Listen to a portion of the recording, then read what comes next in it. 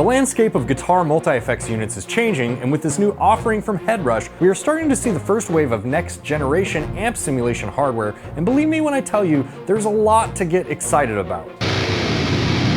What's up everyone, welcome to the channel. Ever since I started my channel, there's been a lot of interest in guitar amp sim or modeling, and specifically multi-effects units like this one over here. The Headrush Prime is a massive floorboard that weighs nearly 20 pounds. If you are familiar with their previous flagship board, then this one will probably feel right at home to you since it shares a lot of similarities in both form factor as well as the user interface. It features a 7-inch touchscreen for accessing the menus and dialing in settings, but it also has rotary encoder and this little, I'll call them sub-encoders, which I personally prefer to dragging the sliders on the touchscreen. There are OLED panels above each of the 12 foot switches, as well as the individual multicolor LEDs, so you can see not only what your color-coded switches are on a dimly lit stage, but what they're named as well. We also have a full-size expression pedal, and if you're familiar with my content, you know I'm not a big fan of including these on the unit itself. It's something I much prefer to add myself if I want, but if you're going to do it, a nice big metal pedal like this is definitely the way to go. There is a custom designed multi-core DSP system which is advertised as having gapless preset switching.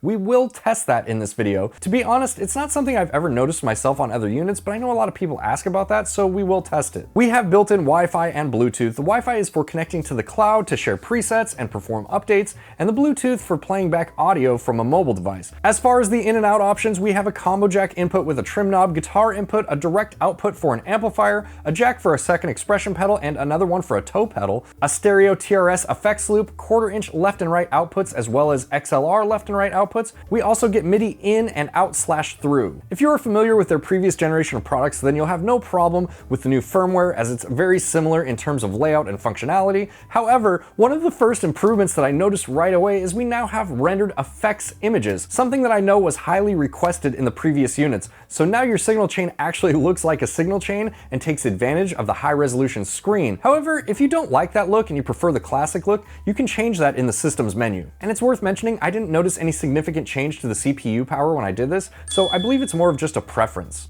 I know this is small, but to me, these UI improvements and the attention to detail in the user experience is going to play a big role in all of the newer units going forward. Of course, the interface improvements are nothing compared to the big features that are new inside of this unit. In addition to the features that put the original Headrush on the map, like their excellent looper, we now have Antares auto-tune among the rest of the vocal effects, which makes this a really great option if you're a singer-songwriter and you need to process both vocals and guitar for a live performance. But probably what the majority of you are interested in, at least if you are a regular viewer of this channel, is the amp cloner. This is a new feature built into the Headrush Prime that allows you to capture your favorite amp or pedal and store its sound in the unit for later use. This is something that I think is going to be a key feature on units going forward, and I just think it's something that the market is going to demand, and I'm also really curious to hear what you guys think about that. Do you think it's necessary for these companies to include this feature in their new releases? Let me know. I've spent a good deal of time with the amp cloner, and while it's not perfect, the unit that I'm using is still in beta at the moment, and I'm sure when it goes live and as time goes on, they will continue to improve upon the amp cloning process.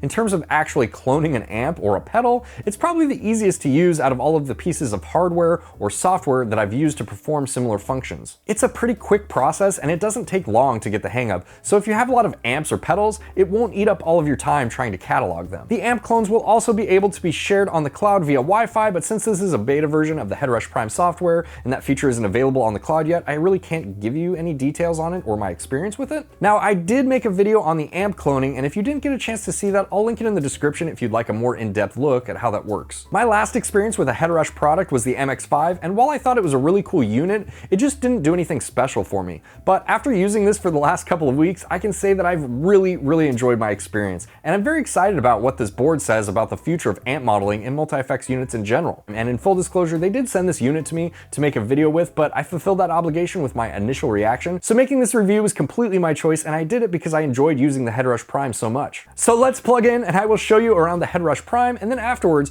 I'll give you my final opinions on what I think the pros and the cons of this guy are. First thing we're gonna do here is we have just a blank rig, and to get a blank rig, you're just gonna hit this little plus button up here. Now on the bottom, where these little blocks are, you can actually tap that, and change your signal path, if you tap the up arrow, it will bring up the menu and show you the different signal path options. We have some options here for just a single input source being, you know, your guitar, or we can actually run 2 guitars through this, or a guitar and a bass or something like that with the dual straight path at the end there. We also have vocal paths, so if you want to just use the Headrush Prime as a vocal processing unit, you could do that. And if you want to use it as a dual straight path, meaning you have a path for your vocals and a path for your guitar, really lending itself to singer-songwriters, you can do that as well. We will explore that here in a few minutes. Not that I'm really a great singer or anything. I'm just gonna go with the straight path for now. Now this is where you start building your own patch from. And if you are familiar with the Headrush user interface, you're gonna find yourself right at home here. There's not a lot of dramatic changes to the previous versions. The first thing we'll do here is we'll just add an amp. And we do have new options now. We have the revolver options.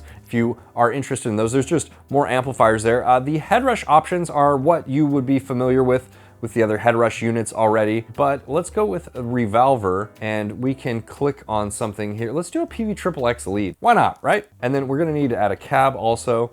Same thing with the cab, we have the revolver option now as well. But in this case, I'm just gonna go ahead and add my own IR. Now there are a lot of included IRs from both Headrush and Chop Tones, but I'm gonna load my own IR just because it's something that I'm really familiar with, and that is one based off my Mesa and X1A microphone combo. Let's listen to what that sounds like.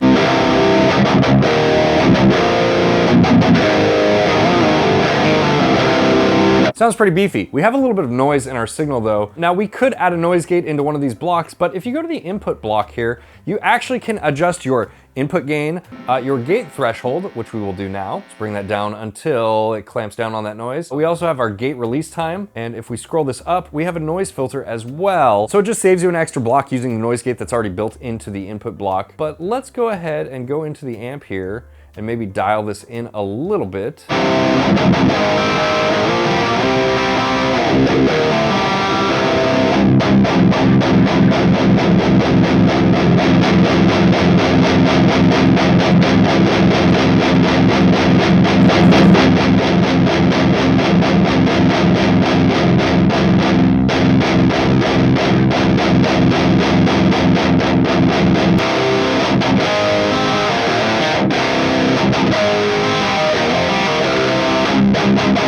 Okay, so let's continue building a signal chain here. I'm gonna go in and I'm gonna add an overdrive in and boost this amplifier. Pretty typical here. Let's go with this greener pedal. And you'll notice that when you start loading up pedals here, that you actually have the HD graphics in the main signal chain, which is something that I know people really wanted previously with the Headrush products. It's really nice that they added that. They're definitely listening to their community. Now we can adjust this over here with these encoders rather than clicking on the pedal, which is really nice. It just makes this a lot faster to dial in. Set it something like that.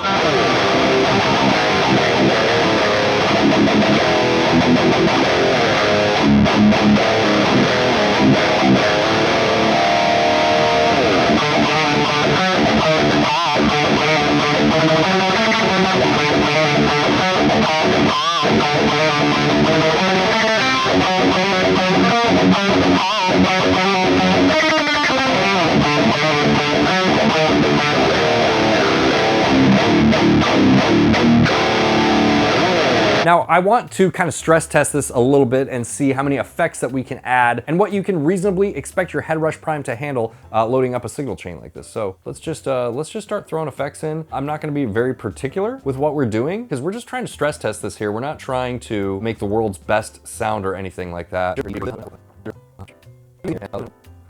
Now, what you can do here with the amps, just like in the previous Headrush products, is when you click on them, you can press this little ×2 here and actually get 2 amplifiers, which is great.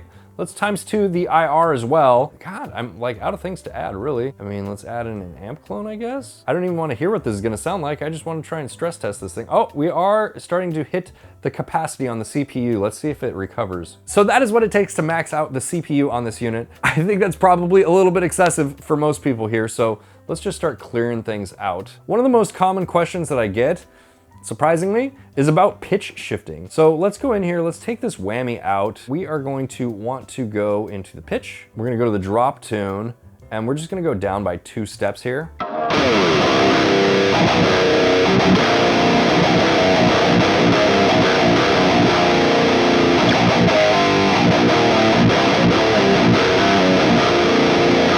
It sounds really good. There is a little bit of latency with it, but it's very, very small.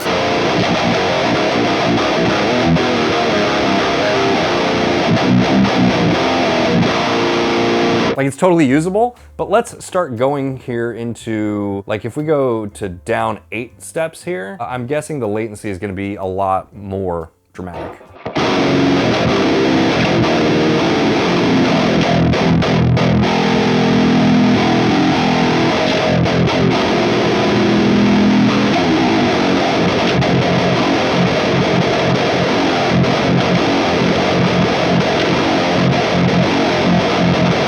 You know what, in all honesty, not as dramatic as I thought, but we are starting to hit the edge of what is usable. There is enough latency there for me to notice it, but like I said, it's not nearly as bad as I thought. You could probably get away with using it if you wanted to use a drop tuner that's this dramatic.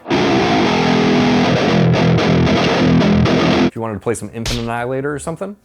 Okay, now you do have some other really cool tools in here. Like, there is a practice tool, and I was actually not able, because I'm in beta still, to upload a track to this to practice with, but it looks like basically what this is it's kind of the same layout to their looper. Probably not something that I see myself personally using, but something that I think could be really valuable. You know, if you were in your practice space or something and you're waiting for your drummer to show up because he's late again because his girlfriend couldn't give him a ride, and you just wanted to get going and practice with the songs, you could load up your band's set list in here and practice to it while you wait. It's pretty neat. Okay, next in this list we have the Headrush Cloud, and this does have Wi-Fi in it, so you can connect directly to the Headrush Cloud to share presets or download your own presets that you've uploaded, or even to download amp clones.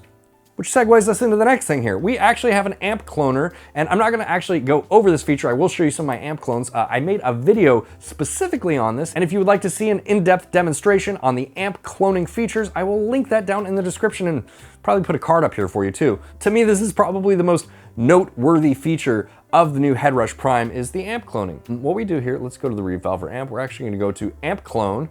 We're gonna load a clone here. I'm going to load. This is a clone that I made of my VHT Deliverance 120.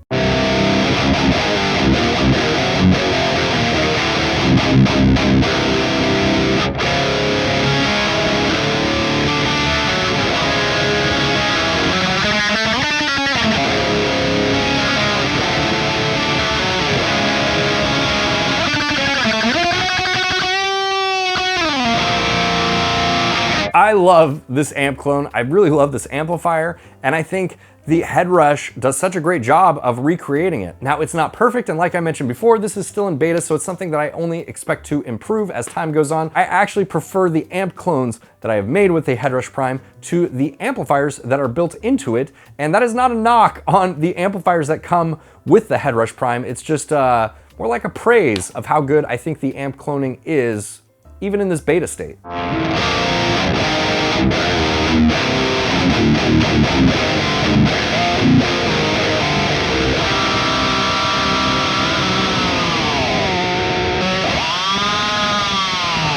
Okay, now let's put this down on the floor, and I'm gonna show you some things that I specifically need my feet to show you.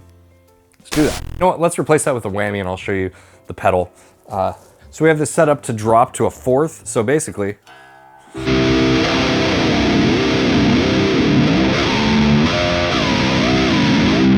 let's actually set it to drop 2 full octaves, why not?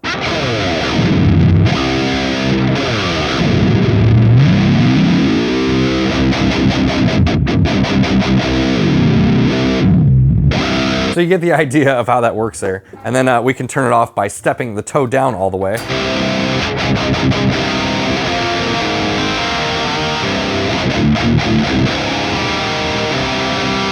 We can hold down our tempo button if we want to get our tuner. And then we can click our looper button here if we want to open up the looper. I'm not great at using loopers, but I'm going to do my best to demonstrate this for you. So let's go.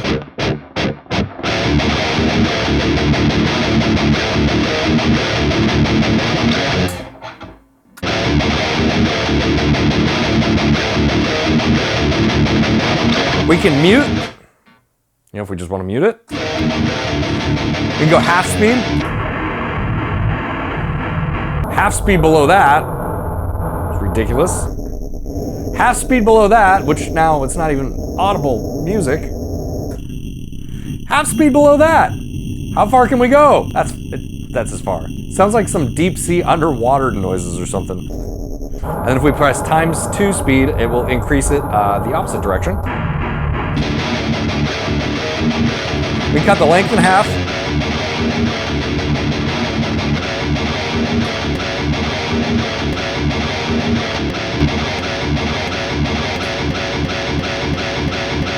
We can go reverse.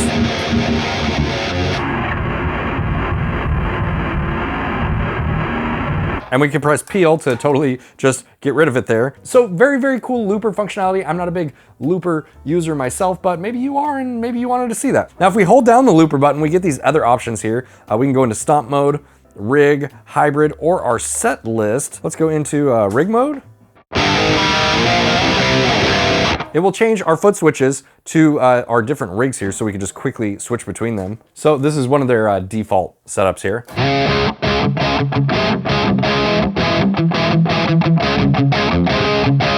So let's test the latency in the switching here. So I'm gonna go from this clean rig that they have set up here.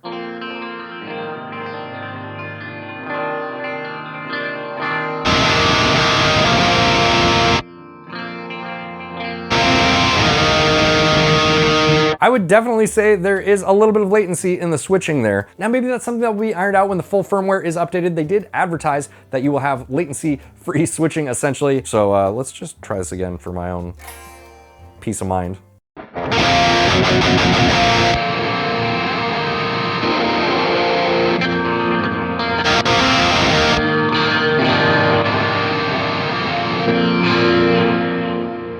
I mean, it's not bad, it's completely usable, but there definitely is a little bit of delay there. I've personally never had an issue with patch switching lag between any multi-FX unit that I've ever used, but it's something that does get asked quite a bit, so it's something that I definitely wanted to cover. You know, the patch switching actually seems to be much better when using the rig up and down controls.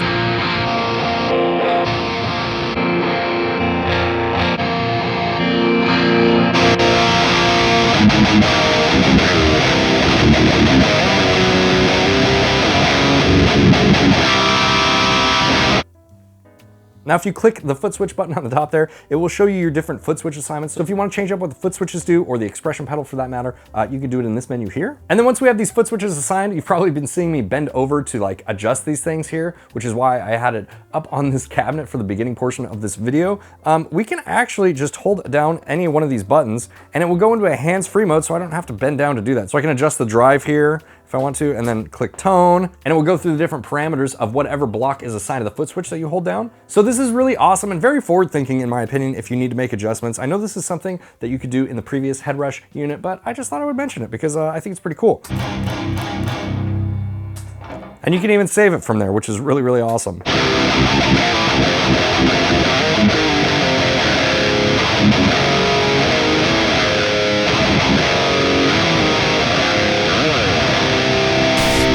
And now the moment that I'm sure all of you have been waiting for, except me because I'm terrible at this, but I'm gonna do my best to demonstrate it for you guys. We're gonna look at the Antares auto-tune and some of the vocal features, so let's do that. So we're going to go into our signal chain here and we're gonna go a dual straight path, and then on the vocal up here, we're gonna put in the auto-tune, we're gonna put in de-esser, we're gonna put in dynamic 3 compressor, tight at fuck, and then we're going to put in, you see we have delays and reverbs here in the vocal section. Chorus, vocoder, talkbox, vocal distortion, all sorts of really cool stuff, man. Let's do the air reverb. Turn down my main volume a scotch. Let's see if that helps. Oh. I wonder how far off pitch I can sing, and it will make my voice on pitch. I'm really trying hard to sing all over the place and not pay attention to my pitch. Like you can tell, the Antares auto-tune is tuning my voice really good. I'm out of words for this song, so let's just wrap it up with my final thoughts. So I really enjoy using the Headrush Prime. When it comes to their previous hardware, my only experience was the MX5, and while I could see the value proposition of that smaller effects unit, I just didn't really vibe with it enough to get good use out of it. But when it comes to the Prime, I actually enjoy using it, especially because of the amp cloning feature, which I found really easy to use, and it just does a great job of capturing the DNA of whatever you want to clone. That sounds creepy. You know what I mean. However, I would say the drawbacks to this are, first off, it's big and heavy. Ugh. Oh my God, dude. This thing is heavy, 20 pounds. But I feel like it's a big consideration since taking this to your gig or rehearsal really warrants an extra case. But if you are using it in place of a traditional amplifier head and running something like a Seymour Duncan power stage to power your cab, or even just going sans amp altogether and running directly into front of house or a PA, then you are probably winning in the weight to performance department. The second thing is that you are limited in terms of routing options compared to something like the 𝗦𝗦xe or the Helix. Personally, this couldn't replace my 𝗦𝗦xe in function just due to that limitation and possibly the CPU, but primarily just the in and out options. I use my 𝗦𝗦xe to process 2 guitar signals and a bass signal, and there just isn't enough in and out options on the Headrush Prime or routing flexibility to be able to pull that off. However, and it's a pretty big however, the retail price for the Headrush Prime is going to be $1,299 US. That's ultra competitive for what this modeler does and the space it is competing in. But if those things don't matter to you and you want a clean, easy to use experience with the ability to clone your analog gear or download others' clones from the cloud, then this could definitely be a win for you, especially if you are already familiar with the Headrush product line and like it.